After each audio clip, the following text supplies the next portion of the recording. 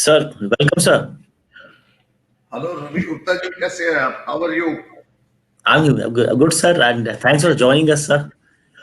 So, we are right now in this live in this session at the World Education Summit, and this is the 17th edition of World Education Summit. And sir, you were our speaker at our 16th edition in Hyderabad, yeah, the physical Yeah, edition.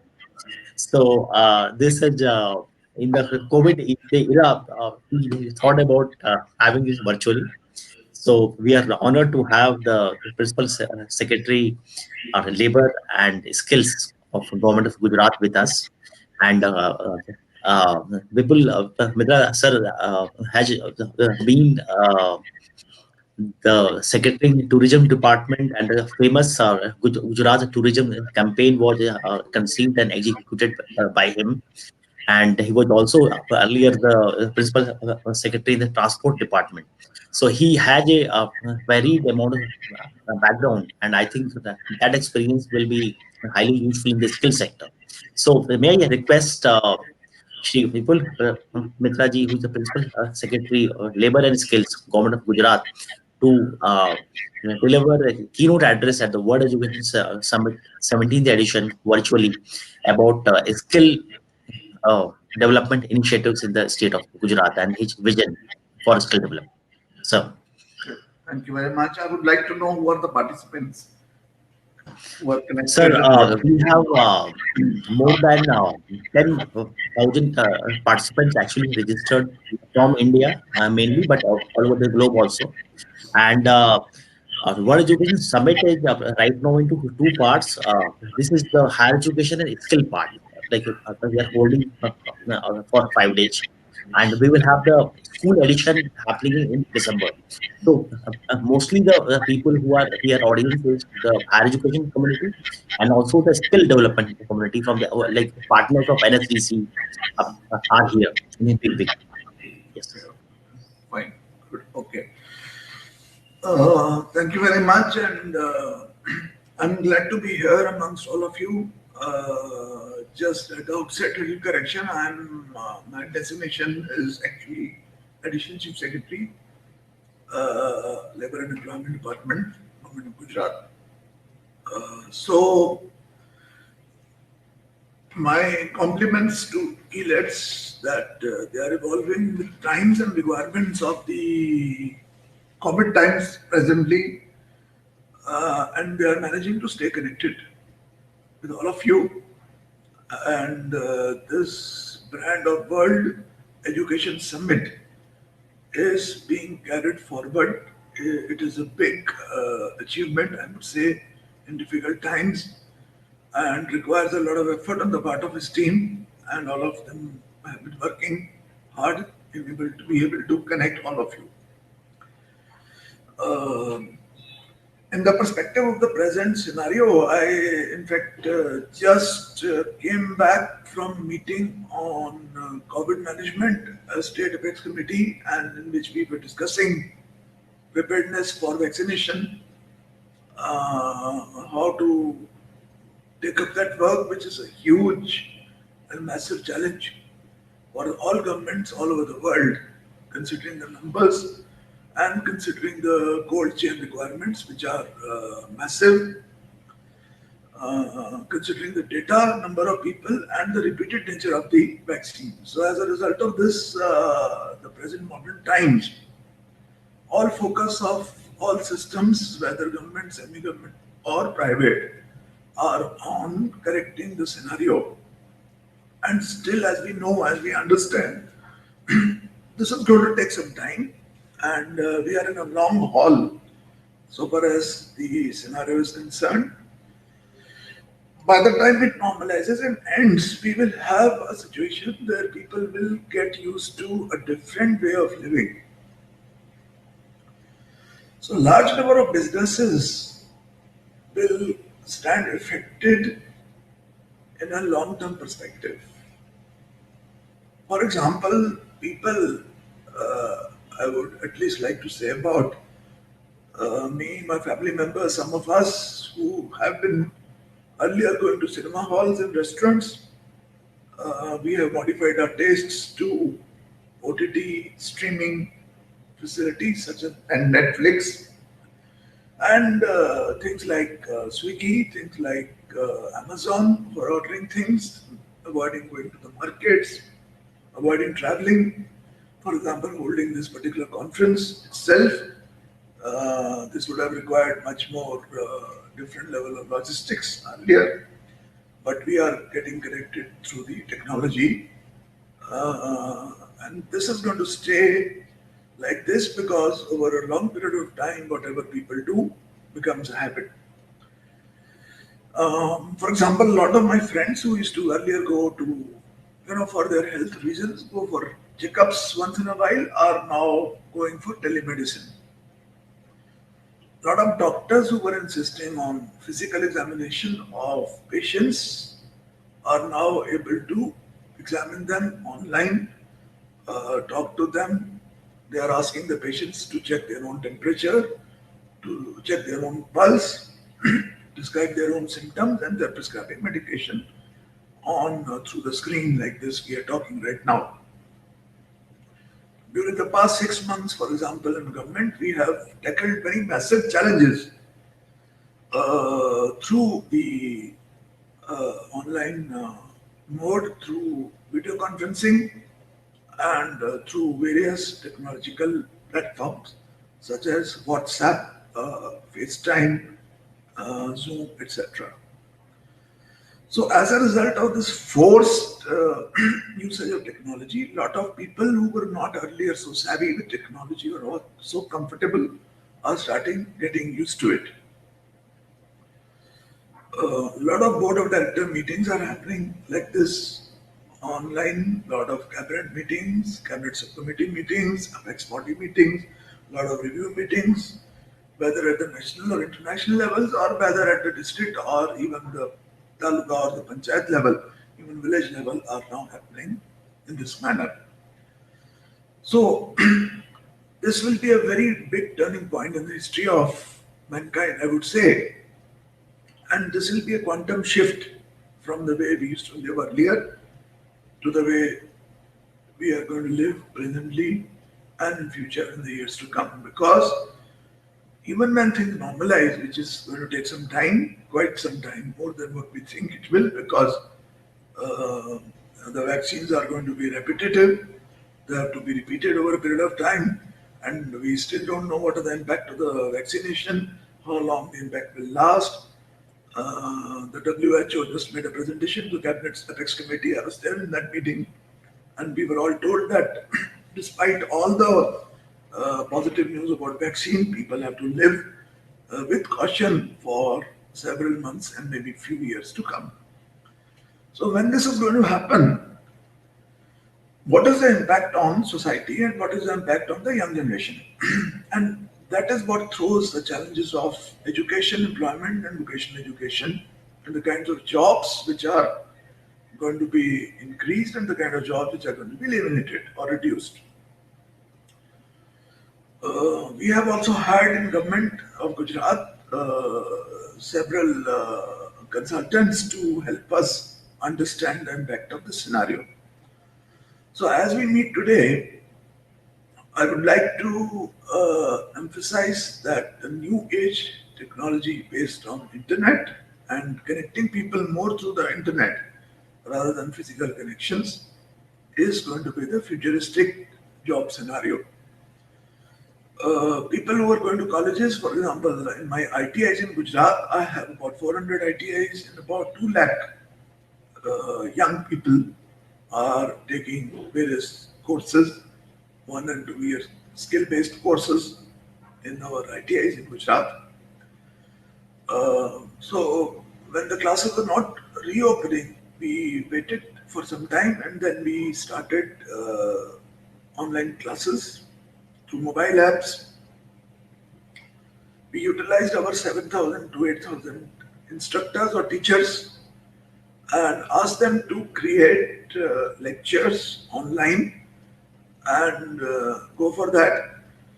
So earlier we used to print our books and give it to people. That whole industry has this year not happened. It's a massive lots of jobs for people in the printing, physical printing space, but people who are into digital space, making of educational media, digitizing the course content, etc., those people are really looking forward to great rise in businesses.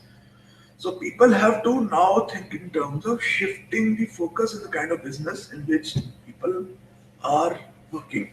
And that will require a lot of re-education.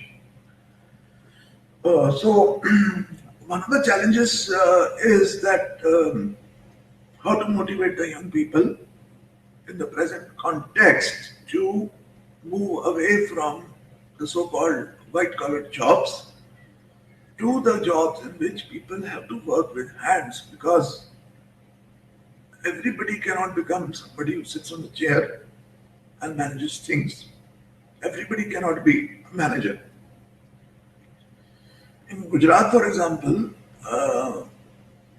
I recently hired a maid for my mother to care for old age people. She's 80 plus, so we had to look for a maid.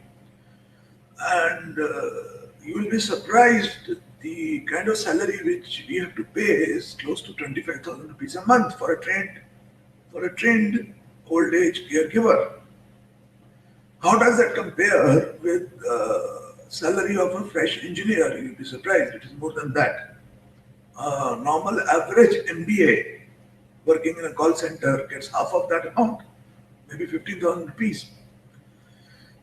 People who are in specialized fields and work with hands are ultimately, just like the way it is in West, are going to have higher and higher salaries because they are indispensable and they are somebody who cannot be replaced by somebody else, because talent is very, very individual. I had a haircut yesterday.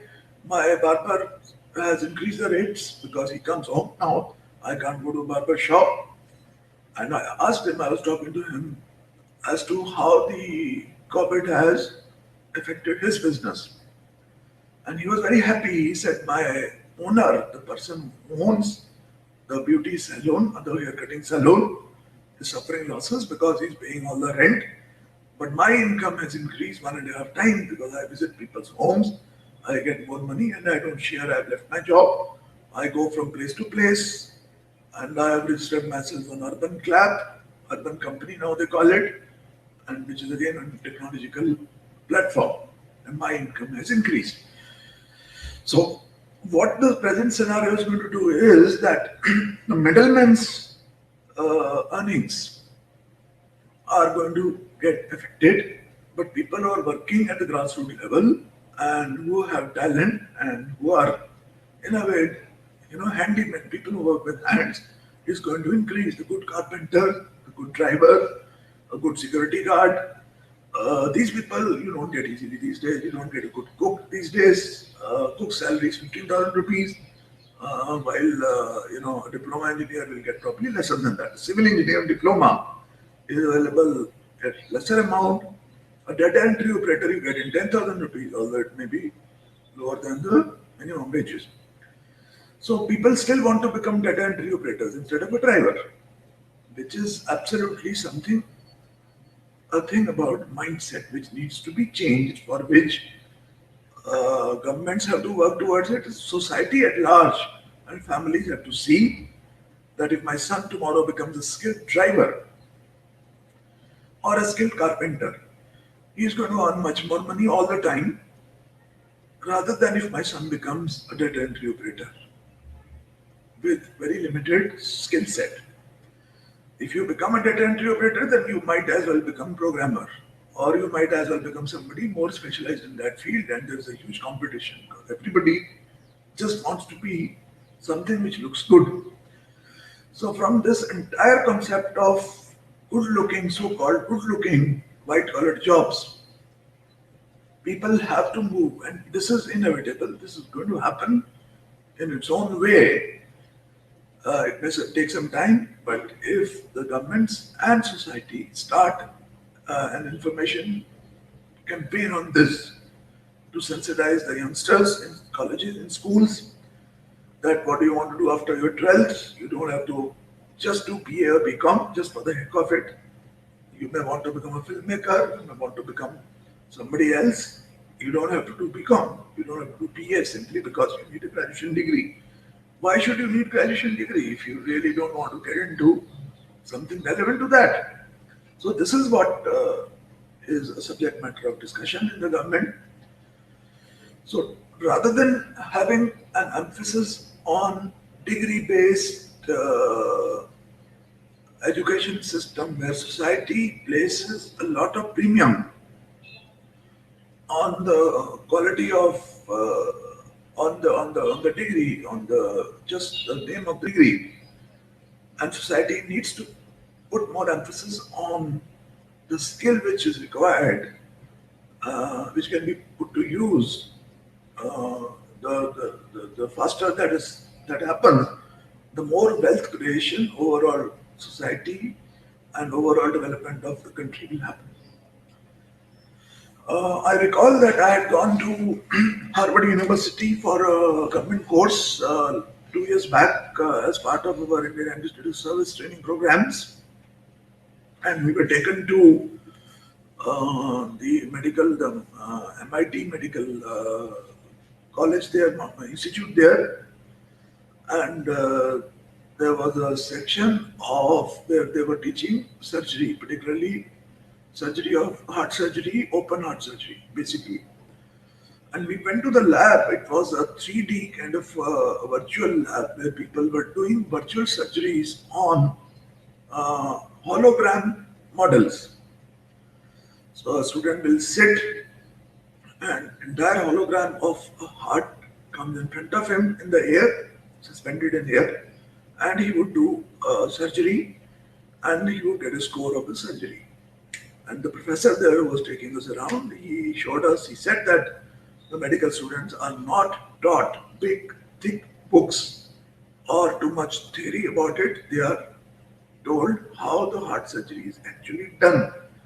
And if you touch a wrong point, then you get a red signal which shows that if you actually did this, the patient would be dead.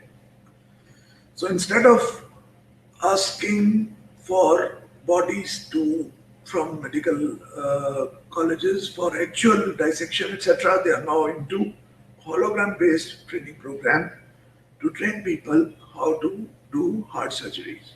This is the latest technique being practiced in Harvard, in MIT Medical Institute.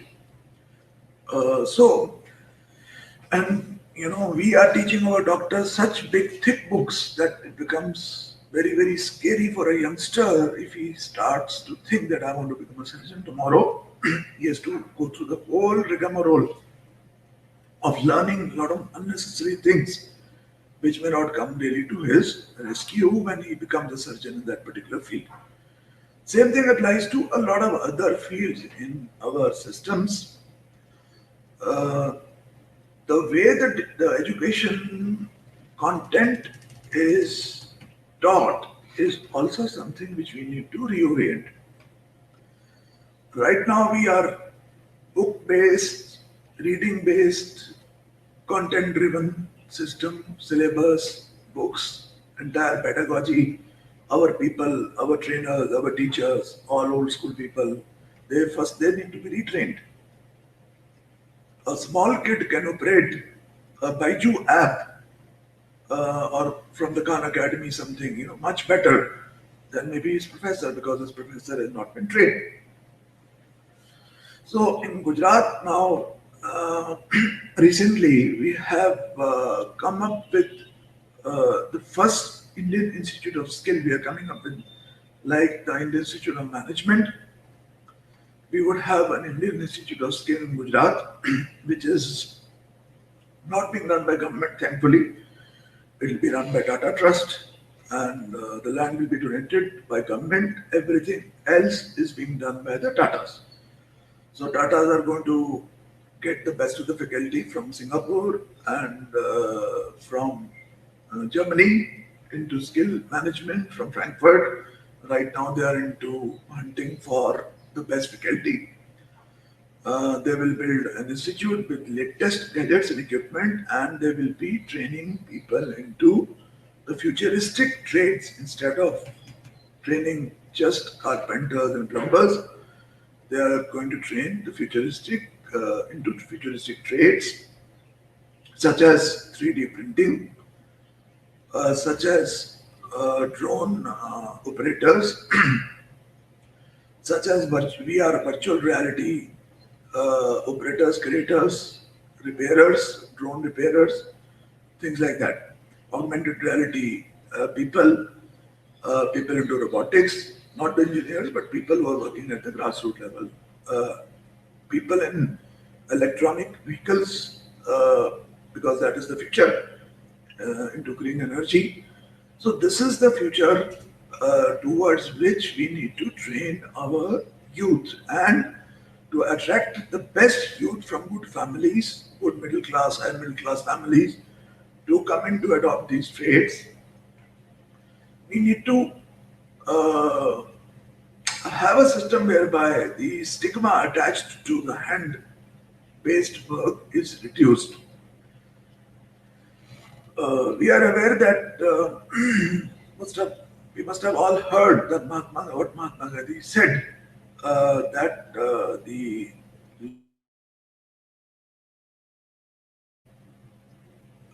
is something which is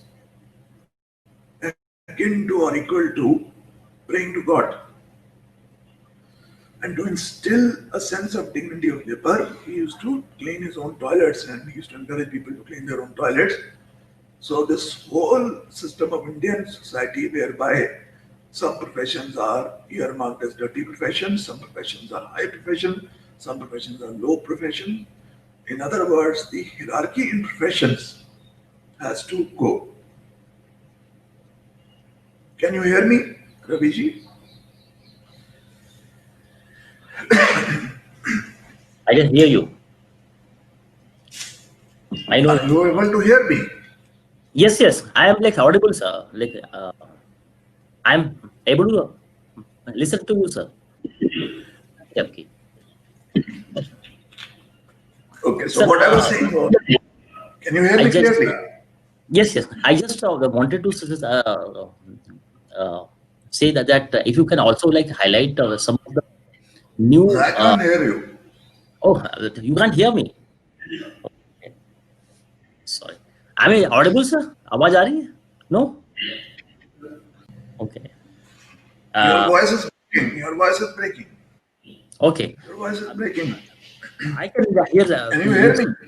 Yes, sir. Yes. Yes. I can hear you. Yes, sir. You are audible, sir. Let me just hear the phone. Just a second. I will have this. Okay. Just Were you able to hear me or not all through? Were you able to hear me? yes, sir. Yes. Am I audible, sir? Am I You audible? are now you are audible. Was I audible throughout or? Yes, yes, yes, yes, yes, yes, Okay. yes, sir. Yes. Yeah. Okay. So if I am not audible, please let me know so that I can. You are audible, sir. You are perfectly audible. Yeah. Fine. So what I was saying was that the Indian Institute of Skill is going to be. It has already been inaugurated by Home Minister Shri Amit Shah, and the building work is starting. 20 acres plot has been given by government. It will start with 5,000 students, going up to 25,000 students in about 5 to 6 years of its operations. And it will be one of the premier skill institutes in the country. Not only in the country, but in this part of the world, it will be a premier institute. So we are also trying to sensitize school children in 11th and 12th classes about skill training. That everybody should have some skill. Right now in India, I don't know, for strange reasons, boys don't know how to cook. It is looked down upon in most of the families, particularly in North India. You tell your daughter to learn cooking, you don't tell your boy to. You tell him why you want to go to kitchen. Although it is such a necessary skill to learn cooking. Similarly, girls are not taught driving. Boys are taught driving. So girls are not encouraged to drive, particularly in parts of conservative places, particularly. So the basic skill set which is required to lead a fruitful life has to be taught in schools, particularly starting from 10th and 11th and 12th.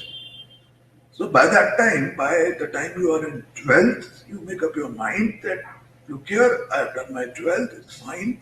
So the basic degree, which is right now graduation, should be reduced to 12th for most of the competitive exams also. Particularly, why do we require people to be graduates for even jobs such as a police constable?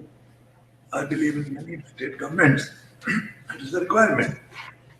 If you want to be a Delhi police constable in Delhi police, I believe it used to be earlier. I may not be knowing the latest position, but I remember the qualification for a police constable in Delhi police was a graduation, which doesn't make any sense to me. You should be fit, and you should be a person who is committed and motivated. Why should he be graduate?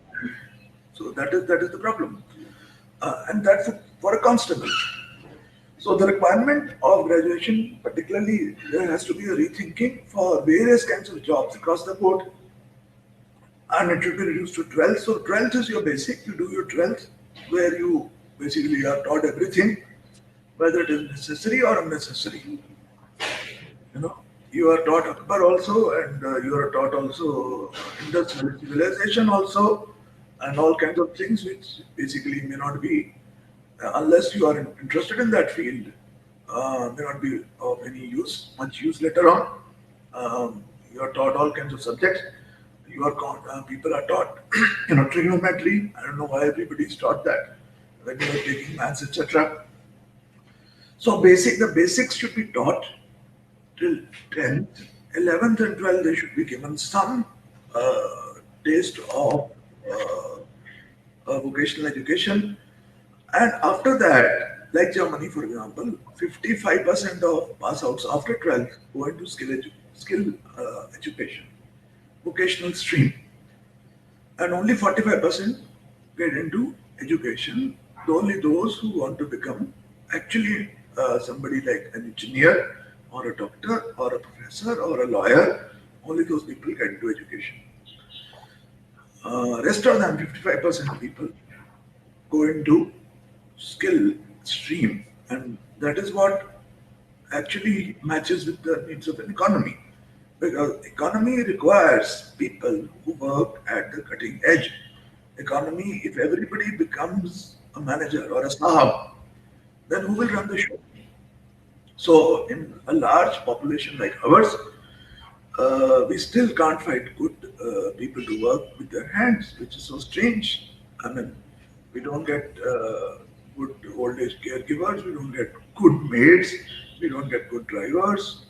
People learn on their own. Most of them don't know the traffic rules. They don't know the basic courtesy, how to drive. I mean, we find it very hard to get a good driver because there is no training in those fields, despite having such an excellent, huge population base. So the whole this COVID challenge has thrown open a new possibility of people getting trained while they are doing their other jobs or other streams of education through online classes and online courses, and also through many private institutes coming into the field. And you can see the way they have grown, whether it is Khan Academy or Byju's uh, or Naukri.com. Any of these people who are into these areas have really become millionaires overnight. Why? Because there is a huge demand for these people. For people, there is a huge felt need. If you do any business in which there is a felt need, that business is going to prosper. So I think uh,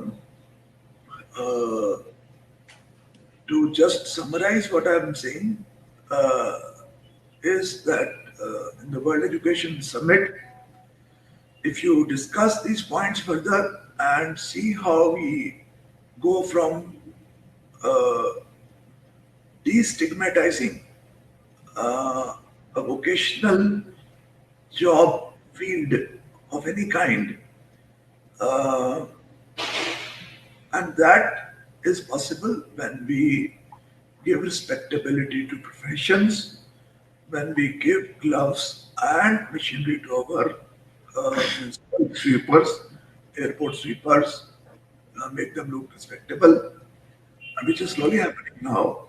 Use the techniques so that people are not identified with what they handle in their work. You can handle junk, you can handle human waste, you can handle anything, but you just take your gloves off, uniform off, and you're clean. You're not carrying on your head. So unless we move towards that, that part of society, we destigmatize the vocational stream of education, and with the wages really now going up into these areas, governments really coming forward. Ministry of Skill Development, this government is very, very keen. Special ministry has been created for that purpose, which was earlier not there. It was all part of HRD or some other ministries, and a lot of focus on skill development is happening. So, uh, how do you increase a person's income, which is how you bring a people above poverty line?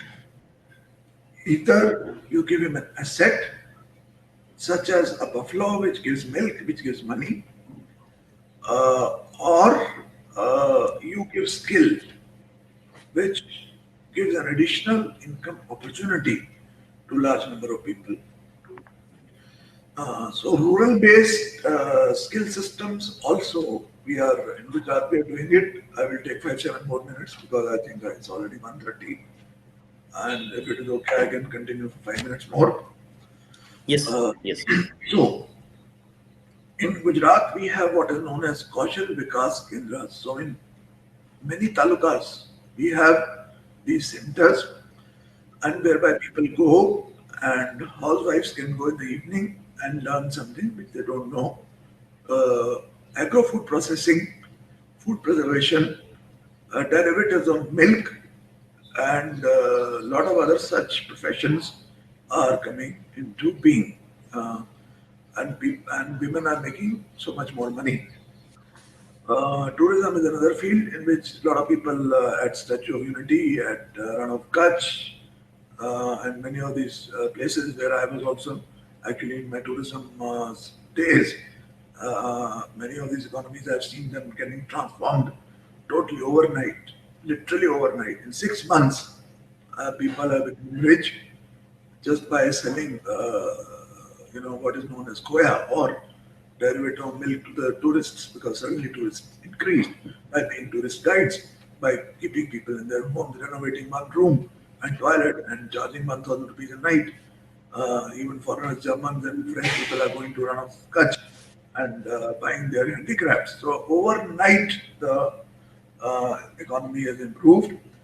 People who have lived for centuries in scarcity and deprivation, and there was no agriculture, there was no water in those areas. If you see the desert of Ran of Kutch, you'll be shocked. People have lived in real kacha houses over centuries, not years. And suddenly now, entire population of the northern Kutch has been transformed. Everybody is into tourism, one way or the other, because of sudden influx, because the then Chief Minister and Honorable Prime Minister had this vision that this can be transformed into a tourist destination, and that is the fastest way to bring about development. So this is how we have to visualize and find local solutions for each area, uh, connect employer and the employee through use of technology, and focus on vocational education and encourage people to get into areas where they actually want to be. People should be taught how to chase their dreams. In fact, one of the books I've written is The Dream Chasers, which was one of the fiction novels which I had penned a few years back. And that's the whole concept. The youngsters have a right to chase their dreams and not just follow the diktats of society, because society overall instills in their brains that you want to be this, but you cannot be this. Being a photographer doesn't make any sense, so be a data entry operator. And he becomes a bad data entry operator. He could have become an excellent photographer. He would have had to struggle a bit initially, and if we had to really go back in time and help him identify his own passion and then go into that field, provide facilities where he can be trained, provide equipment in our institute where we have the best cameras, the best studios to help people become filmmakers or editors or website developers or whatever area they want to get into, instead of everybody just doing BCom, BA, and BScs, etc. I think the society, the value addition will be much more faster. These people will create wealth and create businesses for themselves, and overall the society and the economy will make a very, very fast progress. So I think with these words, I would like to say that I'm very glad to be here. I wanted to, in between my two meetings today, I was told that when Raviji asked me about it, Himangani, his team leader, also spoke to me, and I was a little apprehensive today because today was a cabinet subcommittee and we had a lot of events here. But I was keen to share this because if the message goes across and all of you who are working, participating, listening to this, you also think of getting into vocational education, vocational training of a futuristic kind. That is where the future is. Stop opening more BA BCom colleges or even medical colleges, private medical colleges, dental colleges, all these things. Think of other fields where there is a huge scope, and for you also, whether you are an entrepreneur, whether you are in education, in the field of education, managed education, whatever area you are in, these are the areas for the future, for the years to come. So I wish all the best to ELETS, and I hope you have a fruitful, despite the limitations of physical contact not being there, you will still have a fruitful discussion during this conference. Sure. Uh, Thank you.